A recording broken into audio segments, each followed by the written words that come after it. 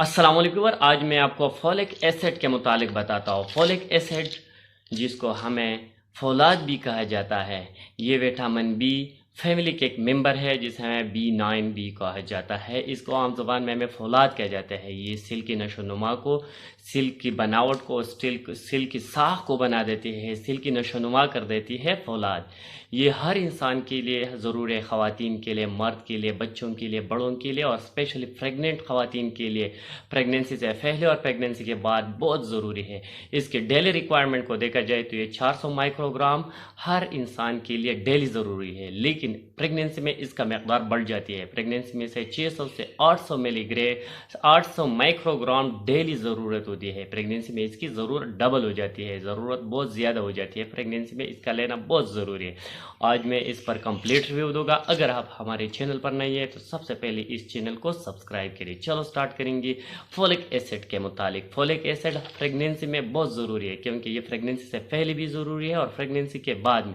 Pregnancy पहले अगर आप कोई ख़वातीन प्रेगनेंसी के लिए प्लानिंग कर रही है, प्रेग्नेंट चाहते हैं, प्रेगनेंसी करने के लिए प्लानिंग कर रहे हैं, तो इसके लिए ज़रूरी है कि वो पहले 3 महीने में इस विटामिन B9 यानी फोलिक एसिड का इस्तेमाल करें और अपनी खुराक में शामिल करें। इसके सप्लीमेंट लेना चाहिए, क्योंकि इसके इस्तेमाल से जो आपकी नई या बच्चा पैदा है इसके लिए, इसकी ज़िंदगी के लिए बहुत ज़रूरी है। सारी इनफर्टिलिटी की चांस को कम कर देती है। इसके प्रेगनेंसी से पहले इस्तेमाल करना है इसलिए ज़रूरी है कि इसकी जो इनफर्टिलिटी है इसकी चांस को कम कर देते हैं। प्रेगनेंसी के बाद इसका लेना बहुत ज़रूरी है, क्योंकि पहले जो ट्राइमेस्टर होते हैं, इसका जो नया बच्चा पैदा हो रहा है, इसकी जो स्पाइनल कार्ड होती है और दिमाग बन रही है पहले ट्राइमेस्टर में, इसकी बनाने के लिए इसका लेना बहुत ज़रूरी है। अगर जो भी ख़वातीन इसका इस्तेमाल नहीं करी, अगर विटामिन B9 यानी फोलिक एसिड की कमी वाक़या हो जाए, तो इसकी वजह से इसका जो बच्चा है इसे जहनी तौर पर माजूर पैदा होती है। इसका जो न्यूरल ट्यूब है वो अच्छे तरीके से नहीं बने, इसलिए वह न्यूरल ट्यूब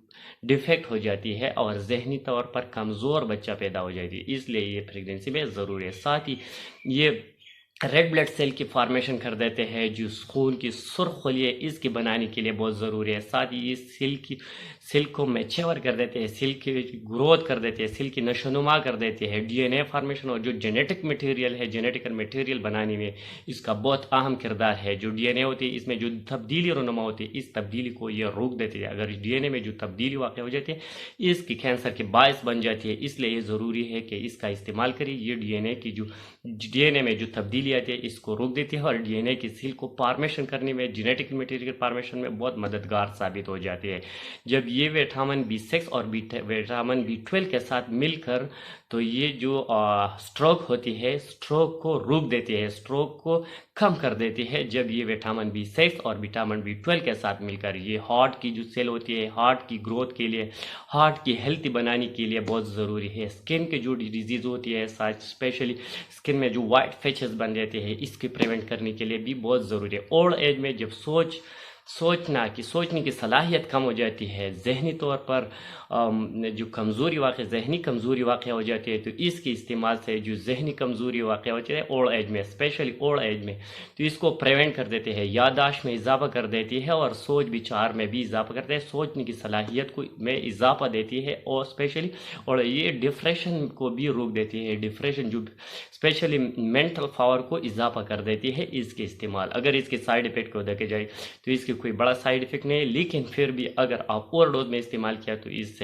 डायरिया भी हो सकती है, स्टमक अपसेट भी हो सकती है, नाजिया वोमिटिंग भी हो सकती है। साथ एलर्जिक रिएक्शन भी काज करते हैं, स्पेशली एलर्जिक रिएक्शन में फेस स्वेलिंग जो लिप्स होती है इसमें स्वेलिंग पैदा कर सकती है, लेकिन रेयर केसेस में इसमें तो इसकी तो बड़ी साइड इफेक्ट नहीं है। लेकिन जब आप ओवरडोज में इस्तेमाल किया या जो बंदा हाइपर सेंसिटिव हो इससे इस्तेमाल किया तो फिर ये रिएक्शन काज कर सकती है। बिल्कुल रेयर केसेस में ज़्यादातर ये रिएक्शन काज नहीं कर। और इसके प्रिकॉशन को देखा जाए तो ये हेमोलिटिक एनीमिया वाले पेशेंट को इस्तेमाल नहीं करना चाहिए, और जो बंदा एफएलएफटिक हो यानी एफएलएफसी हो, मेरगी हो, तो वो भी इस्तेमाल नहीं करना चाहिए। अगर इसके डोज को देखा जाए तो एक ही टैबलेट दिन में एक ही दफ़ा इस्तेमाल करना होगा, एक ही टैबलेट दिन में रोज़ाना इस्तेमाल करना होगा।